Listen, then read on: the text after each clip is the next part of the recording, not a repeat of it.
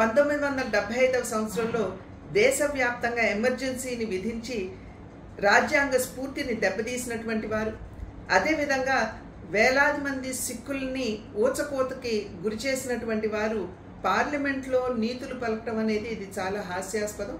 నిన్న రాహుల్ గాంధీ గారు పార్లమెంట్లో నిలబడి హిందువులందరూ కూడా అసత్యాలు పలుకుతారని, అదేవిధంగా వారు హింసకి పాల్పడతారని మరి వారు చెప్పడం అనేది దేశంలో హిందూ ధర్మాన్ని ఆచరిస్తున్నటువంటి కోట్లాది మంది మనోభావాల్ని వారు దెబ్బతీయటమే.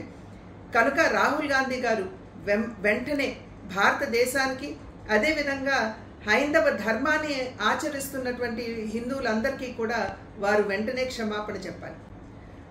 1975వ సంవత్సరంలో దేశవ్యాప్తంగా ఎమర్జెన్సీని విధించి రాజ్యాంగ స్ఫూర్తిని దెబ్బతీసినటువంటి వారు, అదేవిధంగా వేలాది మంది సిక్కుల్ని ఊచకోతకి గురి చేసినటువంటి వారు పార్లమెంట్లో నీతులు పలకటం అనేది ఇది చాలా హాస్యాస్పదం.